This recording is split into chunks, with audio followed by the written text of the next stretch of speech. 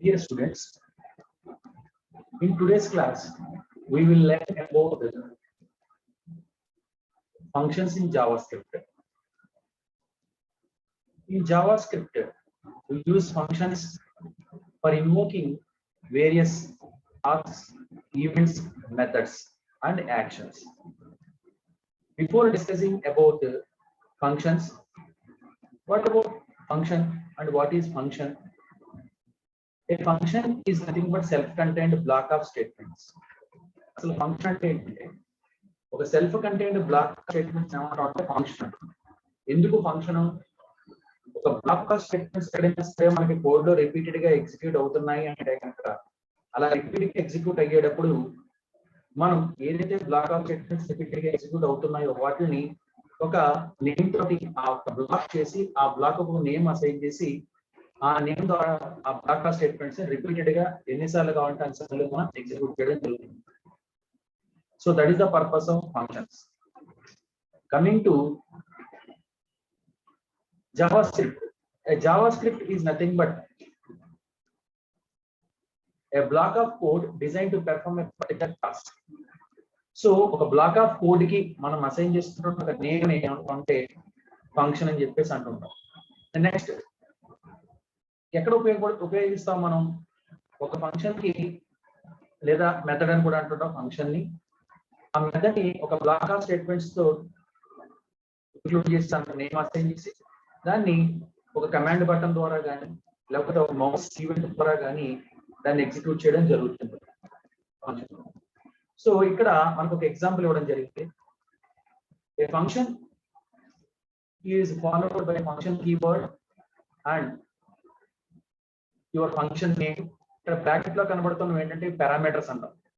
Parameters ని arguments కూడా అంటుంటాం. మనం సిలో కానీ జావాలో కానీ ఫంక్షన్స్ కాన్సెప్ట్ మనం నేర్చుకోవడం జరిగింది. ఈ ఫంక్షన్స్ కాన్సెప్ట్ నేర్చుకునేటప్పుడు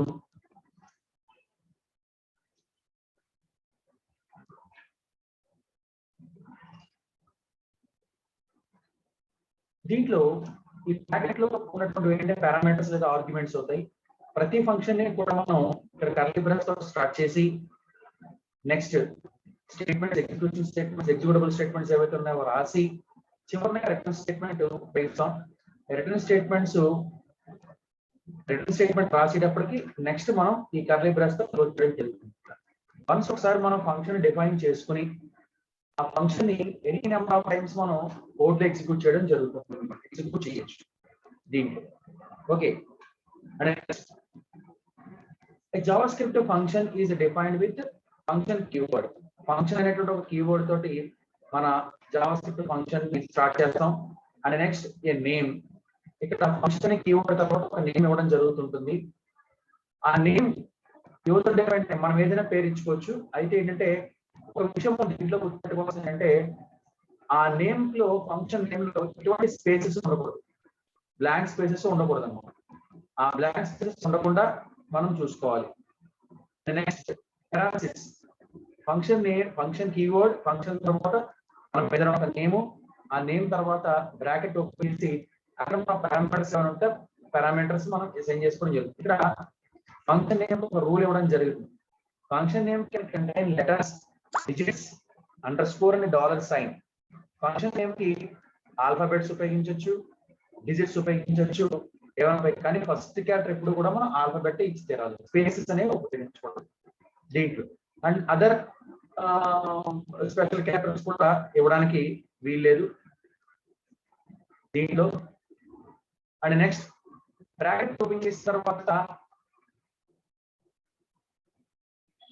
మనకి పారాన్సిస్. బ్రాకెట్ ఓపెన్ చేసిన తర్వాత పారామీటర్స్ ఉంటాయి. Any number of parameters we can send. But return చేసేటప్పుడు రిటర్న్ వేరియబుల్ లేదా రిటర్న్ వాల్యూ ఒకటి మాత్రమే ఉంటుంది. సేమ్ సీలోను జావాలోను మనకి ఏవైతే రూల్స్ ఫాలో అయ్యామో అవే రూల్స్ ఇక్కడ కూడా కంటిన్యూ అవుతుంది దీంట్లో. అండ్ నెక్స్ట్ మన ఫంక్షన్ రాసేటువంటి కోడ్ ఎప్పుడు కూడా కర్లీ బ్రాసెస్ లోపల ఉండి తీరాలి. So the black of statement should be resided with in the curly braces. ఆ కర్లీ బ్రాసెస్ మధ్యనే బ్లాక్ ఆఫ్ స్టేట్మెంట్స్ అన్ని కూడా మనకి ఉండాలన్నమాట. నెక్స్ట్ పారామీటర్స్ అన్ని కూడా లిస్ట్ ఎక్కడ ఉండాలి? పారామీటర్స్ అన్నా ఆర్గ్యుమెంట్స్ అన్నా కూడా ఓకే. ఈ ఆర్గ్యుమెంట్స్ అనేవి ఏంటంటే మనం ఎక్స్టర్నల్ గా బయట నుంచి ఫంక్షన్ లో పంపించేటువంటి వాల్యూస్ ఏవైతే ఉన్నాయో వాటిని పారామీటర్స్ లేదా ఆర్గ్యుమెంట్స్ అంటుంటాం. ఓకే, అండ్ నెక్స్ట్ వన్ ఈ ఫంక్షన్ లోపల మనం కావాలంటే వేరియబుల్స్ డిక్లేర్ చేసుకోవచ్చు. లోకల్ వేరియబుల్స్ అవుతాయి. Local variables which are declared within the function definition is called as local variables. వాటిని లోకల్ వేరియబుల్స్ అంటుంటాం. బయట నుంచి ఫంక్షన్ లోకి వచ్చేటువంటి వాటిని ఏమంటామంటే ఆర్గ్యుమెంట్స్ లేదా పారామీటర్స్ అంటుంటాం.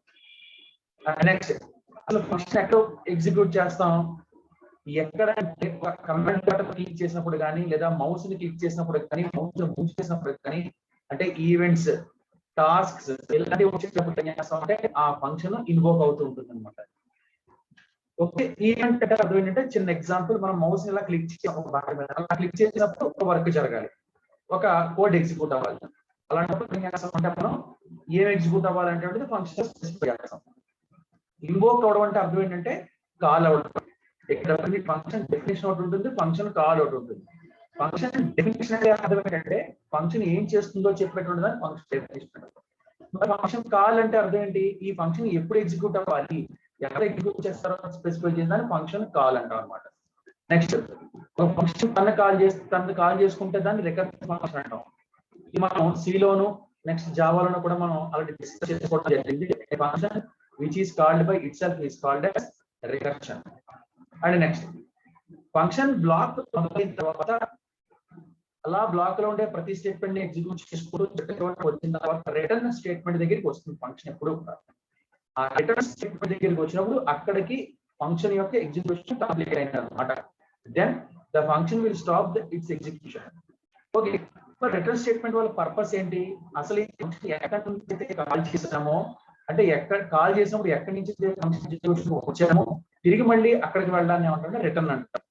మనం బాడీ సెక్షన్ లో ఒక పాయింట్ దగ్గర ఫంక్షన్ ఎగ్జిక్యూషన్ స్టార్ట్ చేసినప్పుడు మనం ఎప్పుడైతే ఆ ఫంక్షన్ కాల్ చేసామో అక్కడి నుంచి మనం ఫంక్షన్ లోకి వచ్చామో ఫంక్షన్ లో ఉండే ప్రతి బ్లాక్ స్టేట్మెంట్ ఎగ్జిక్యూట్ చేసుకుంటూ వచ్చాము. అప్పుడు రిటర్న్ స్టేట్మెంట్ వచ్చింది. ఈ రిటర్న్ స్టేట్మెంట్ రాగానే మనం ఎక్కడి నుంచి అయితే వచ్చామో తిరిగి అక్కడికి వెళ్ళిపోతాం అనమాట. అంటే ఎవరైతే కాల్ చేశారో ఎక్కడి నుంచి కాల్ చేశారో తిరిగి మళ్ళీ అక్కడికి వెళ్ళిపోవడం కోసం రిటర్న్ స్టేట్మెంట్ అనేది స్పెసిఫై చేయాలి.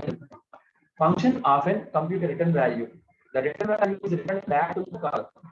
మనం మన ఎగ్జిక్యూషన్ కాల్ చేసిన పొజిషన్ తిరిగి రావడం కానీ లేదా ఆ ఫంక్షన్ మొత్తం ఎగ్జిక్యూషన్ ఒక రిజల్ట్ ఏదైతే ఉందో ఆ రిజల్ట్ ని మనకు కాల్ చేసినటువంటి పొజిషన్ కి లేదా కాల్ చేసినటువంటి బ్యాక్ మెయిన్ ప్లేస్ కి రిటర్న్ చేయడం కానీ జరుగుతుంది. అంటే దీన్ని కాల్ అంటున్నాం. ఎవరైతే కాల్ చేశారో ఆ కాల్ చేసిన ప్లేస్ కి ఈ ఫంక్షన్ రిజల్ట్ రిటర్న్ చేస్తుంది. అలా రిటర్న్ చేయాలంటే ఇక్కడ రిటర్న్ స్టేట్మెంట్ ఉపయోగించి పక్క రిటర్న్ వాల్యూని మనం ఇవ్వాల్సి ఉంటుంది అన్నమాట. దీంట్లో ఇక్కడ ఎగ్జాంపుల్ చెప్తున్నాను చూడండి. ఒకటి calculate the product of two numbers and return the result. Let x equal to my function of 4 comma 3. Function is called return value will end up x. ఇక్కడ చూడండి my function లోకి 4 3 పారామీటర్స్ కి పంపిస్తాం. let x is equal to my function of 4 comma 3. ఇది function call అండి. ఇక్కడ function call చేసాం. అయితే my function అంటే ఫంక్షన్ ఏం చేస్తుంది అనేటువంటి ఇక్కడ డెఫినిషన్ దగ్గర ఉంటుంది. This is the definition. Function my function a comma b అని పారామీటర్స్ ఇచ్చాం. ఇక్కడ 4 వాల్యూ ఏమో a కి b ఏమో b కి అసైన్ అవుతుంది. రిటర్న్ స్టేట్మెంట్ లోకి వచ్చిన తర్వాత సో ఇక్కడ a అనేటువంటి ఆర్గ్యుమెంట్ ఏం చేస్తుందంటే 4 రిసీవ్ చేసుకుంటుంది. 4 వాల్యూ a కి అసైన్ అవుతుంది. b కి ఏమో 3 అనే వాల్యూ అసైన్ అవుతుంది.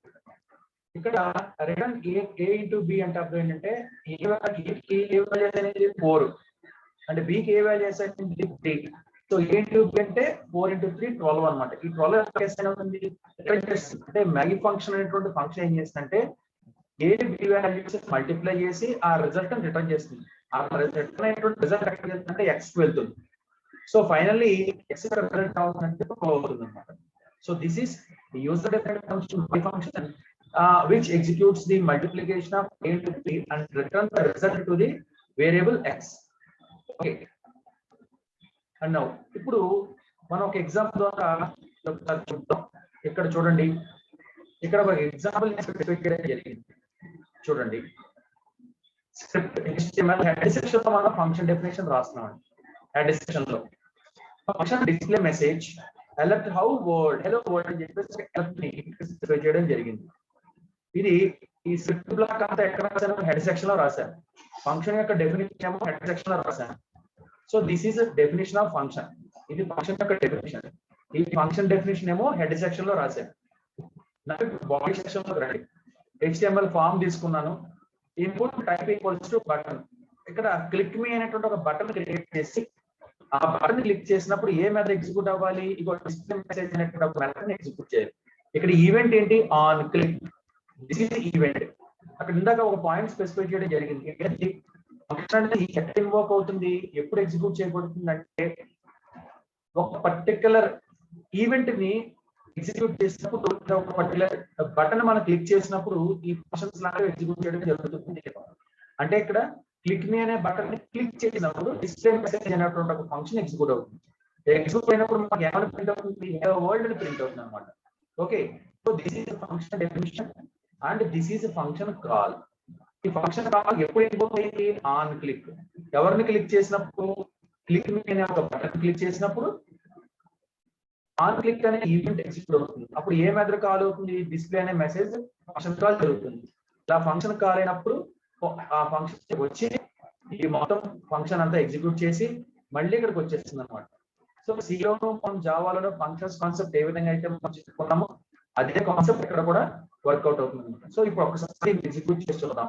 నేను func.html అని సేవ్ చేశాను. బ్రౌజర్ లోకి వచ్చి దాన్ని ఎగ్జిక్యూట్ చేస్తున్నాను నేను బ్రౌజర్ లో.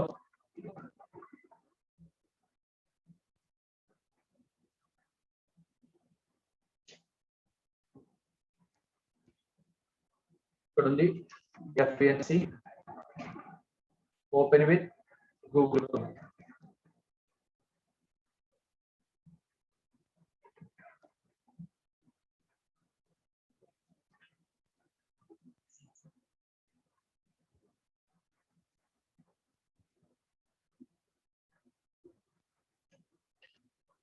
ఒక్కసారి చూడండి, నేను జూమ్ చేస్తున్నాను.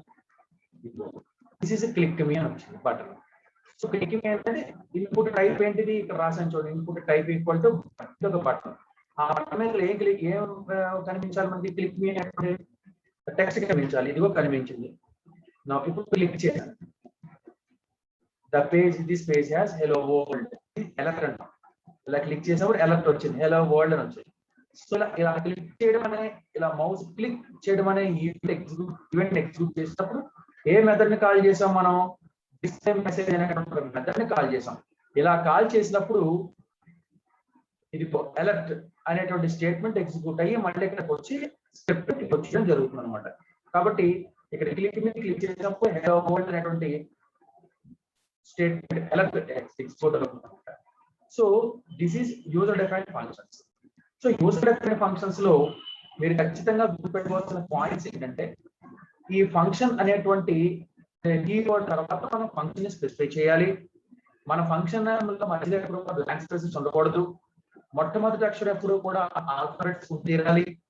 అండర్ స్కోర్ వాడచ్చు, ఆల్ఫాబెట్స్ ఉపయోగించవచ్చు. నెక్స్ట్ పారాంథసిస్ స్టార్ట్ చేసి ఆ పారాంథసిస్ లోపల మన పారామీటర్స్ ఇవ్వాల్సి ఉంటుంది. ఆ పారామీటర్స్ కంప్లీట్ అయిన తర్వాత కర్లీ బ్రాస్ తోటి ఫంక్షన్ బ్లాక్ మొదలవుతుంది. ఆ కర్లీ బ్రాస్ స్టార్ట్ చేసిన తర్వాత మనం ఏదైతే ఎగ్జిక్యూటబుల్ స్టేట్మెంట్స్ రాద్దాం అనుకుంటున్నామో ఆ function body of the statements రాస్తాము. తర్వాత కర్లీ బ్రాస్ క్లోజ్ చేస్తాం. ఈ మొత్తం ఫంక్షన్ ని హెడ్ సెక్షన్ లో స్పెసిఫై చేయాలి. ఆ తర్వాత బాడీ సెక్షన్ లోకి వెళ్ళి మనం ఈవెంట్ రైట్ చేసుకోవాలి. ఈవెంట్ అంటే ఇన్పుట్ టైప్ ఈక్వల్ టు రాశాను. ఆ బటన్ మీద ఏం రావాలి, క్లిక్ మీ అనేటువంటి బటన్ కింద రకాలి. On click that is event. On click అంటే ఈవెంట్ వచ్చినప్పుడు ఎవరు ఇన్వోక్ అవ్వాలి, నేను ఏదైతే ఇందాక ఫంక్షన్ డిఫైన్ చేసుకున్నానో అది అక్కడ ఇన్వోక్ అవ్వాలన్నమాట. సో ఆన్ క్లిక్ అంటే ఈవెంట్ ఎగ్జిక్యూట్ అయ్యేటప్పుడు ఈ ఫంక్షన్ ఇన్వోక్ అయ్యింది. అలా ఇన్వోక్ అయ్యి ఫంక్షన్ డెఫినేషన్ లోకి వెళ్ళి ఎగ్జిక్యూట్ చేసుకుని ఫంక్షన్ ని ఎగ్జిక్యూషన్ పూర్తి చేసుకుంది. So this is about first example of functions.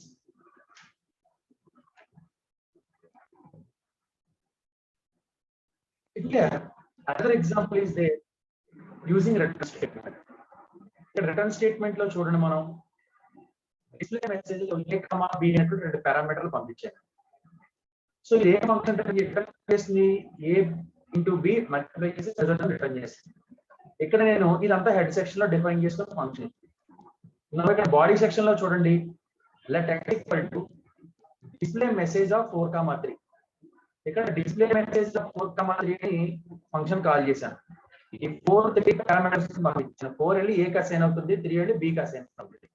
So ఇక్కడ 4 × 3 జరిగిన తర్వాత ఆ రిజల్ట్ ఎవరికి రిటర్న్ అవుతుంది, x కి రిటర్న్ అవుతుంది. ఇప్పుడు నేను x ని ప్రింట్ చేశాను.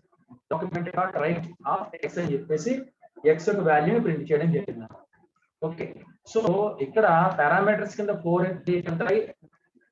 ఆ వెళ్ళిన పారామీటర్స్ a × b అంటే 4 × 3 12 రిటర్న్ చేస్తుంది ఫంక్షన్. ఆ రిటర్న్ చేయబడిన 12 ఏమో x కి అసైన్ అవుతుంది. ఆ రిటర్న్ చేయబడిన x వాల్యూని ఏమో డాక్యుమెంట్ డాట్ రైట్ ఉపయోగించి ప్రింట్ చేయడం జరిగింది.